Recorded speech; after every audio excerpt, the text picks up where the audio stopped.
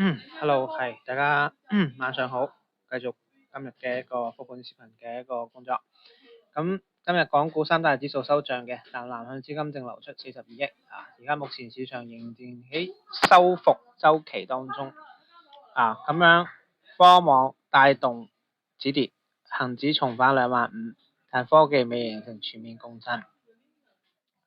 今日鋰電咧，大宗金屬咧就有一定嘅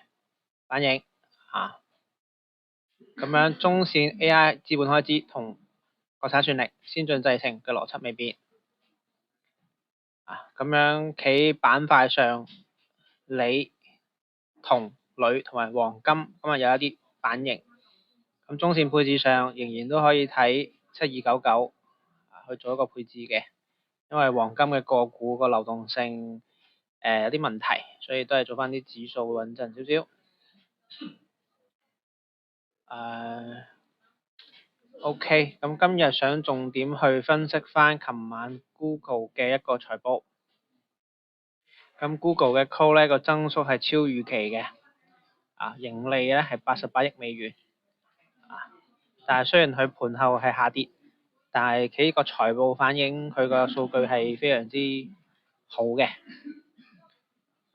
主要係算力嘅一個基礎同埋基礎設施嘅供給仍然未跟上需求。咁所以從谷歌呢份財報，我哋睇到 AI 硬件有一個更加長嘅一個需求度，即係同三星同埋海力士嘅財報一樣，好財報差股價。咁而家就係話呢個 Google 嘅新增投入係流向於自研嘅 TPU 呢，定係外購 GPU 呢，定係租用？咁如果佢繼續擴大佢嘅 TPU 嘅一個集群呢，咁對應嚟講，台積電MU 海力士咧，都係長線係睇好嘅。雖然佢而家個跌幅比較大少少，但係正股嚟講，其實海力士都係調整咗35%左右，即係2倍嘅一個波動比較大。咁另外一個確定性嘅一個方向咧，就係一個網絡設備比如買威爾連接器呢個方向需求互聯需求。咁整體上嚟講，從谷歌呢份財報，我哋可以睇到 MU 同埋呢個海力士咧，其實佢仲係有一定嘅預期嘅。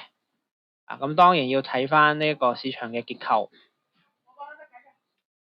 但係從呢個財報上面，我哋可以分析得到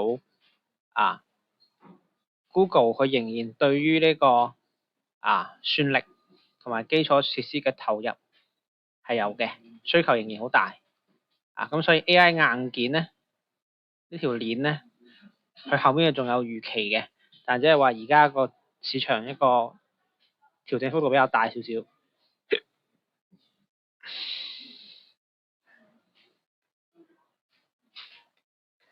OK，咁今日又想去講下而家嘅一個倉位管理嘅一個方法，其實之前都有一個講過嘅，其實都係用翻3分法去控制翻一個成本同埋風險。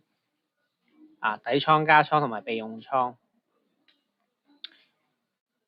發現咗一個合適嘅目標資產之後呢，可以買3成倉。咁如果行咗個右側順勢之後呢，再考慮加倉，擴大你嘅戰果。如果你係行左側嘅話，你係好急嗰啲人呢，你去好急住去補倉呢，有陣時會去接飛刀。所以好明顯睇到7月中到7月下旬呢，追神都係會話唔好去操作，跌得太犀利，唔好去接飛刀，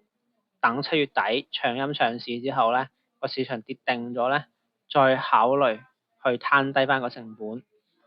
唔係個產業鏈而家有問題，唔係個方向有問題，係個市場情緒而家唔對路，要等等翻個勢行翻咗出嚟之後呢，我哋再去操作。即係第三份資金即係出現呢種極度嘅一種股災呢種低估嘅而家嘅情況再去操作咁正常嘅市場環境咧係可以做一個高拋低吸嘅正常嘅市場環境咧，所以我哋要盡量去保持翻我哋有一個進可攻、退可守嘅一個狀態，咁你就可以通過倉位去控制翻一個心態。咁所以上嚟講咧，三分法嘅好處就係咧，可以控制到你嘅一個心情，通過倉位去控制翻個情緒，因為其實炒股票其實就係炒情緒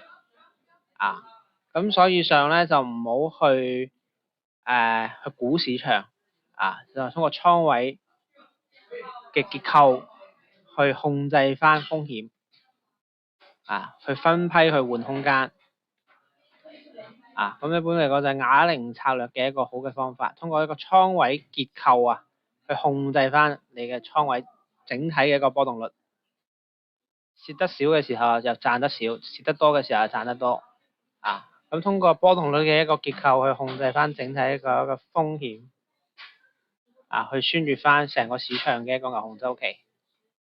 順便控制到個人嘅一個情緒冇咁波動，平穩咁面對市場嘅一個風險，先可以換取到呢個收益。咁當然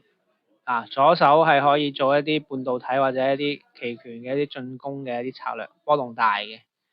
右手做一啲貨幣基金同埋銀行去收息嘅，即係會穩健就有進攻。咁今日會講下一個增強策略，其實就係07200兩倍做多嘅一個銀紙。如果而家搏反彈嘅話咧，就可以用呢個工具，呢個兩倍嘅一個工具。跟隨策略咧，其實就睇北水同埋一啲布林帶嘅一啲技術指標，跟住做帶翻個指示另外上嚟講咧，可以做一個網格策略如果好似華虹呢啲標中芯呢啲標跌得多嘅，就可以每跌一個格之前有講過 ATR 嘅交易法，每跌一個格吸一格，拉翻上去買一格，格仔交易法。咁再講下段永平近期嘅一個策略佢自己企公開嘅場合講嘅，長線睇好 VNT 10年不賣，10年不賣，因為而家個市場週期就係情緒賣情緒價值泡泡瑪特係一個好中長線嘅標的咁短線一啲嘅標的就係佢喺度 short put 嘅一個 MU， 即係話佢仲係睇好美光，即係好似從谷歌嘅財報上面分析美光同海力士仍然係有預期嘅，有睇好嘅，咁都開始去睇翻多嘅市場啦喺度 short put 嘅一個